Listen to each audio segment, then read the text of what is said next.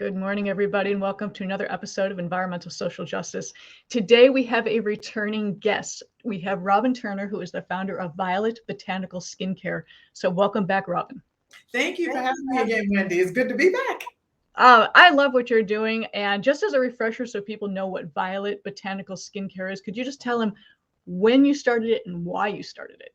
Okay, well, I started, you know how they say necessity is the mother of invention. So I started, in 2016, I officially started the company. But prior to that, I was researching natural things to help relieve my husband's and son's eczema. The over-the-counter stuff was just filled with petrochemicals, and the steroid creams actually make your eczema worse over time. And the steroid creams, some of them have ingredients in them that actually irritate the eczema even more. So, and dermatologists know this, but it's, it is what it is. So I thought there has to be a better way. And I thought back to my grandmother who would make these, remedies. Your arm would have to be falling out of the socket and like blood gushing everywhere before you like went to the hospital or the doctor. Oh, yeah.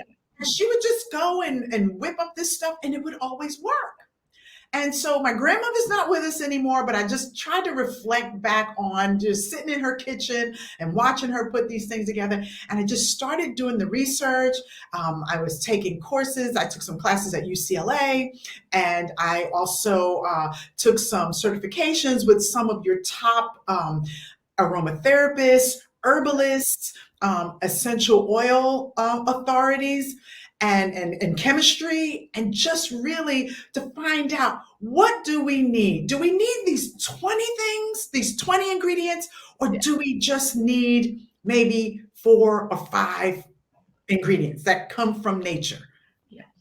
And I'm glad that you focused, that you kind of let it slip in there really quick, was petrochemicals in our skincare products that does get absorbed into the body.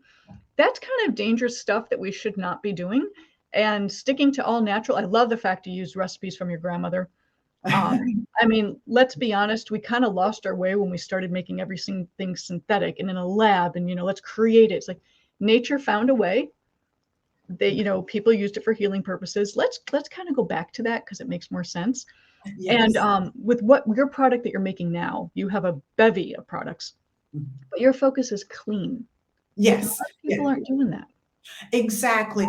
And, and getting back to when you mentioned synthetic products, when you think about it, synthetic ingredients are trying to mimic what's in nature, but they want to make it faster, cheaper, so that we can, instead of selling, 1,000 units, we can sell 1,000,000 units. Right? Yeah. So why get an imitation when you can get the original? And that's what I really look at. And a lot of times it's a lot in African herbalism and Ayurvedic medicine. They say that when we have illness or when we have something with our skin that's going on, it's because we're out of balance with nature, right? So then how do we get back in balance? Well, let's turn back to nature.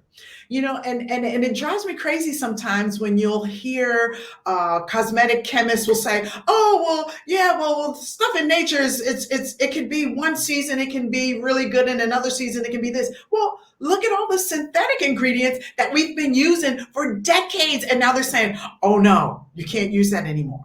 No more eggs. So but at least nature, to me, and using plant-based ingredients, that has been the longest longitudinal study, because these ingredients have been used since ancient times. Yeah. People have relied on, and there's still some indigenous cultures that are in rural places all across this world that still rely heavily. In Africa, they rely heavily on herbalism before they use synthetic medicines. Oh, absolutely. And, lots of cities in Europe as well. I had a sister, my sister used to live in Switzerland, and, the kid fell down, bruised his head, and she's like, oh, I'll just go to the pharmacy and get some ointment. It was all natural. Mm-hmm. No ER. this kid's head was pretty busted up. And instead of the ER, she's like, just rub some ointment on it. The pharmacist's like, he'll be fine. Exactly. And we need to go back to that. I mean, Yes. all the synthetics and all the running to get, the products here and there that we found out 20 years later, oh, we shouldn't have done that. Exactly. I mean, weirdest thing, I was looking for a waffle iron and I want very green. Try to live as green and clean as I can. And so, but then realizing that Teflon, that ingredient, it's part of those PFAS. PFOAs, those forever chemicals that stay in your Yeah. body. And so when they remove that, when the EPA said, okay, we can't have that anymore, like back in 2010, well, guess what? They came up with about 40,000 other things that are in that PF category. Yeah. And it's just, so we think, and that's why I really try to harp on and try to do like ingredient spotlights and tell you where it's from, what it does, because they take, okay, so we're going to take the fat out, or we're going to take this out or that ingredient out because it's no good. But guess what? They find something else that's not better for you either. No. We should stop pulling something out and substituting it with a synthetic or something else, because nature found a way. It's best. The real thing is best. What you do with your products now, you are not only using clean, all natural materials, but you're importing from Africa. Correct. Which a lot of people would be like, well, why don't you just use local? And there's a reason that you're going to that effort. Right. Well, first of all, it's about the economic justice. I mean, Africa has the most fertile soil in the world, right? It's very fertile. They have everything there. And these ingredients, when they harvest these ingredients, say the shea butter and the marula oil, they would sell them there in their local markets. Well, that's really not going to put food on their table. That's not going to send their children to school, because unlike us here in the States, we are fortunate enough that public education is, well, kind of free. We pay taxes, our taxes pay for, but they have to pay for schooling. Yeah. So, and shea butter actually has been named by the United Nations as women's gold, because all across the continent, a lot of women in rural places, they make and earn a living from shea butter. Yes. So I wanted to help with the economic justice portion of it, so that when I'm purchasing from them, that income is going to them. So when people purchase from me, it's almost like a domino effect. When you purchase from me, then I purchase more from them. They can put food on the table for their children, send them to school, medical care, and that. And then also, like I said before, Africa has the most fertile lands. And this stuff just kind of grows in the wild. It falls from the tree. They're not out there chopping trees down these women are actually going out, and these harvesters, I don't want to be sexist, some men, but it's predominantly women. They go out and they wild harvest this. I mean, they're picking this stuff off of the ground that naturally falls from the tree. And so then it has that sustainability component, because we're not cutting down, we're not, we're not mass farming, mass farm and all that other stuff. Yeah, because when the mass farming does cause a lot of environmental damage to the soils and the atmosphere, to the trucks and everything. It's a whole different story. But the fact that you are supporting an entire economy of women, individuals, families, that is important. And it's also the quality, as you said, the fertile soil.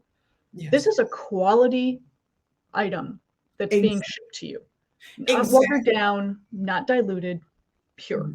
Exactly. And that's that's my thing, is that, this is a bugaboo of mine. When I go in the store, and I'm always looking, I'm always, have on my sleuth hat on. And when I look on the shelf, and I've seen stuff that will say marula oil. So me being the researcher and I flip over and I look at the ingredient declaration, and I look, and like marula oil could be there. First of all, there's like a whole dictionary of stuff that almost looks like, the mini War and Peace novel. And then, and then you look at, and then marula oil is like all the way at the bottom. So that means you're getting like this much. How can you call that marula oil? I've seen that done with shea butter. And like, how can you call these products? And so that again calls into question the lack of regularity and the looseness of regularity here in the States, because how can you call that shea butter when shea butter is like, it might be the 10th ingredient, or the marula oil might be the 15th ingredient out of like 20. How can you call that? And so, and I feel is that if you're going to use marula oil, like with my marula oil, it's 99% marula oil. That other 1% is my essential oil blend. And so it's like, when I say you're getting marula oil, you're getting marula oil. There's no smoke and mirrors. What does marula oil do? Just so people understand. Oh my God. Okay. So marula is a fruit. It's akin to like mangoes. And marula oil has 4 times as much vitamin C than your common citrus. And yes, right, natural vitamin C, because if anyone has read about vitamin C or knows about vitamin C doesn't like to play well. Vitamin C does not like to be isolated and I'm in here and I'm vitamin C. Vitamin C has to be mixed with other stuff. Air gets to it. Vitamin C is like, I'm out. You know? I love how simple you made the science. I'm out. I'm out. You know, and so vitamin C is very unstable. It's hard to keep it stable and in its form. So that's why with the marula oil, you're getting the vitamin C naturally from the fruit. So you're getting that. And then also what they found, they used to throw the cooking stones. Like I said, everything is sustainable. So the stones, they used to either throw them away or they used to use them to cook. And inside that stone are like 2 or 3 kernels, and they almost look like walnuts to me. And you squeeze those kernels and it's full of oil. And it's very gentle. You can use marula oil from head to toe. And marula oil is so gentle. This is what these mothers in these rural villages use to massage their babies. I mean, this is how gentle. Yes, that marula, and the marula trees are very sacred. They're very sacred, and just in some cultures have a very religious background to them. Oh, that's fantastic. And I'm so glad you brought up background, because not only, pure products coming from Accra, but you actually focus a lot of your research on Egyptian methodologies and aromatherapies and herbalisms. Why focus on Egypt so much? That's very interesting. Well, they're cradle of civilization, right? And when they have opened tombs, they have found shea butter, they have found honey, and this stuff was unspoiled. Unspoiled. Yes. The honey I knew about, the shea I didn't. Yeah, it was unspoiled. And so and it's been known, of course, that, or not known, but the story goes is that Cleopatra would travel with jars of shea butter wherever she went. She had her. Right, lady. That's what this stuff has been, like I said, longitudinal study. Okay, we're talking century, thousand, millennia, So that's why I am so like, let's stick to the natural stuff. And unfortunately, a lot of stuff is adulterated. A lot of stuff, if you can find, for instance, like marula oil, and another one that's adulterated is the, I forgot the other oil. It'll come to me, but it's adulterated. So if you can find it, for instance, if you find marula oil, like an 8 ounce for like $5, so a lot of it is very adulterated. And so you have to be careful of where you're sourcing it from. And my vendor that I source from, they have a facility here in the States, but they're in Botswana. They're actually in Botswana. I can email them right now. I can call them up and they will answer my questions. I love that. And they're a small family. It's a small family run business. And they really believe in giving back and teaching the harvesters, because, here in the West, we want everything organic, and they're organic. Exactly, because that's a whole nother, okay, that's another story right there. You get And they're actually teaching them how to, first of all, be stewards of the land and not overharvest, like what's been happening with sandalwood in India. Right? There's a moratorium on Indian sandalwood because it's been overharvested. Yeah. They're teaching them how to harvest it so that it can qualify and be considered organic, because that's what the West want. We want organic. And then also, they also pay them a higher wage than most other people do. So that's why I'm very particular about where I source and who I source my ingredients from. And I do like the fact when you stress when they're diluted with other things, you don't know what you're putting on your skin then. If it's only 1% marula oil or 5%, you don't know what the other stuff is. Exactly. And again, this is stuff absorbed through your skin. There have been some class action lawsuits recently of materials being used by women primarily, what has caused long-term health damage or reproductive issues. So we should really pay attention to what we're using, and yours being pure, verified pure, and helping other economies is extremely important.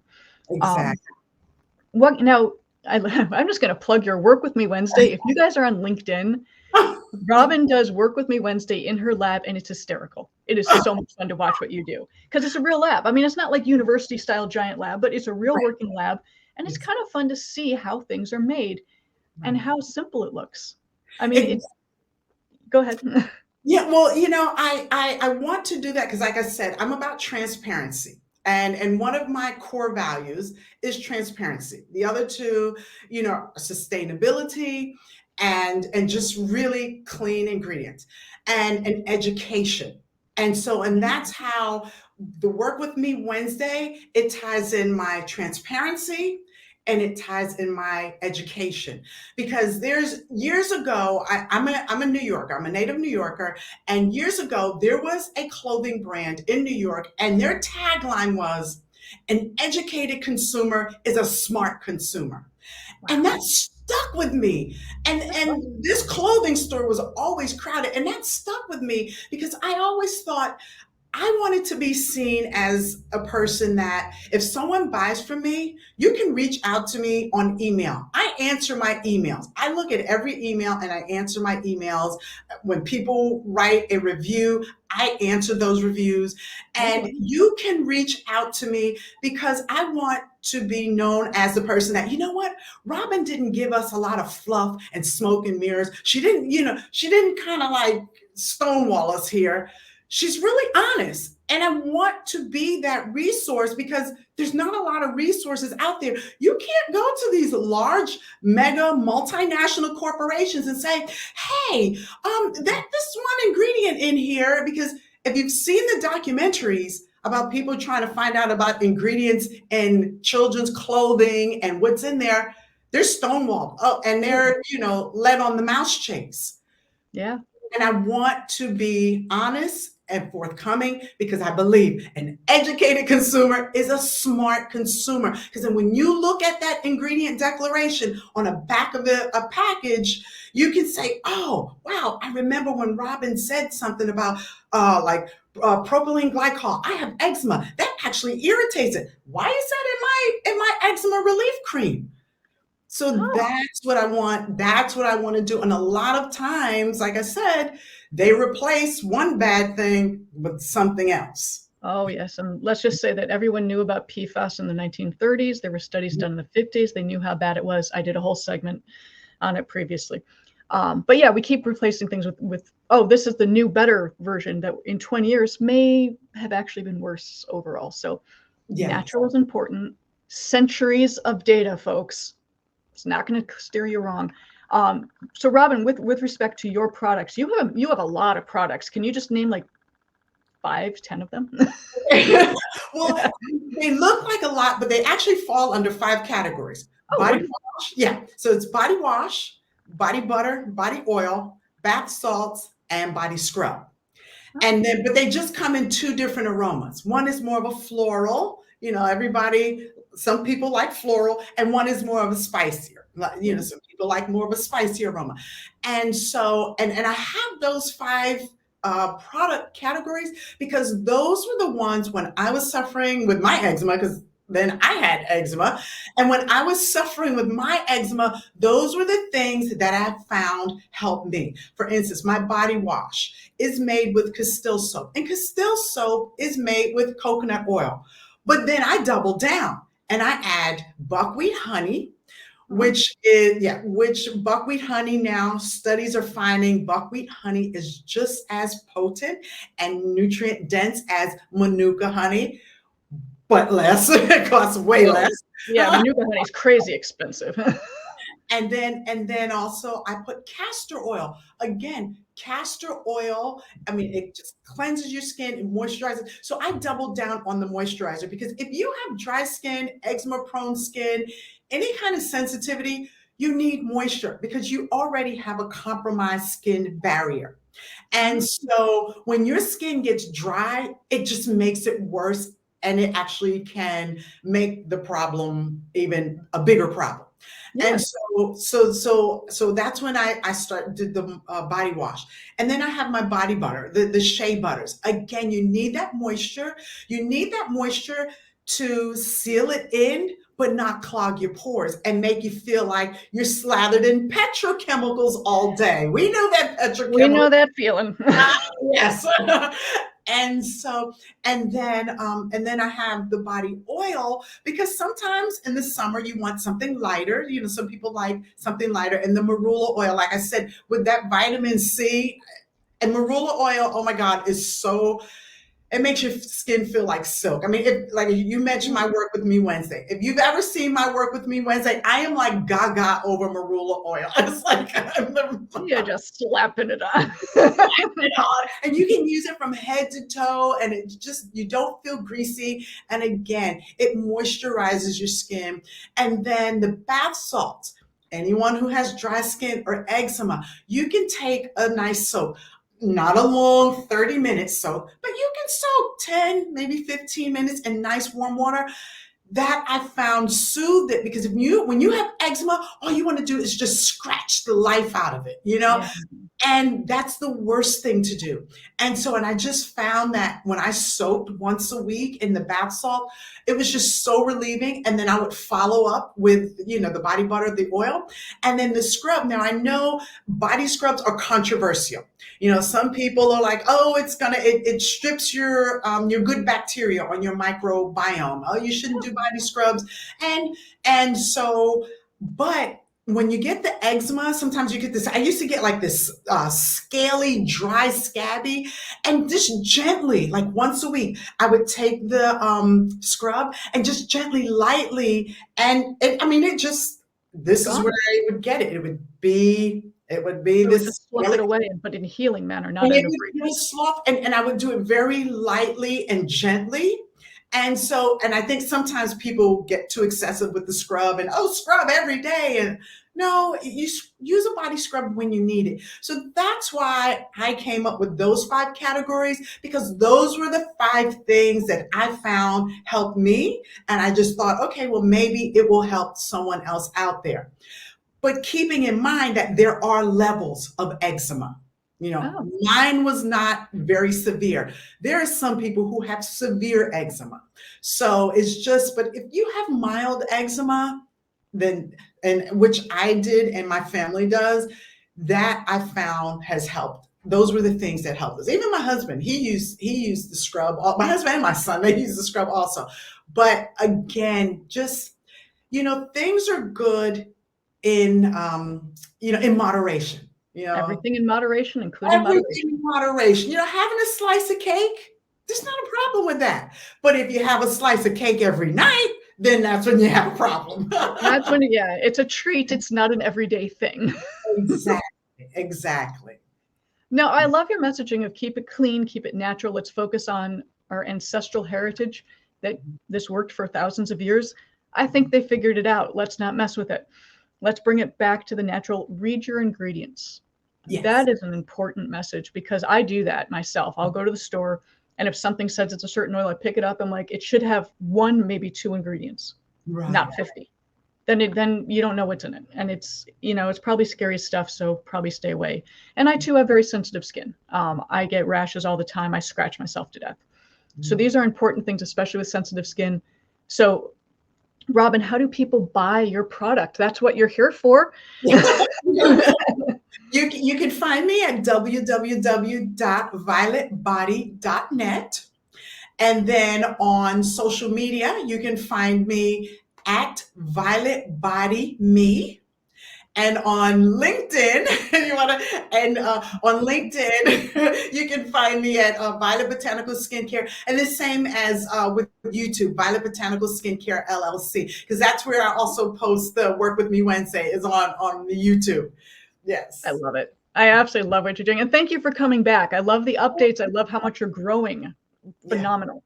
Yeah. Oh, thank you for inviting me and just allowing me to just kind of, I'm like, get on my soapbox about clean beauty and just really, we don't need all of that stuff, people, and also getting on the message of sustainability. Yeah. My ingredients, like I said, my products, the oil, the marula oil, and the body butter, you can use it from head to toe. You don't need to use 15. I don't need this cream for this and this and this for the eye. And like the marula oil, you can use that around your eye. You can use it in your face, your hair. And so again, that goes into sustainability. Let's use less and find things, right, that are multi-purpose, and use less. Your skin will thank you for it. And stop your skin and the planet. I would hate it when I would buy something, say, keep away from eyes. I'm like, what's in this? I know. Yeah. No, I love what you were doing. I love Violet Botanicals, and please come back frequently, give us updates as you grow. And guys, you got to watch the Work With Me Wednesdays. It's awesome. It's super fun. So on that, I'm your host, Wendy Nystrom with Environmental Social Justice. Thank you again, Robbin Turner, for all of your insight and knowledge. Greatly appreciated. Thank you. And thank you for having me back. Have a great day. Thank you. You too. We'll take care. Bye. Bye-bye.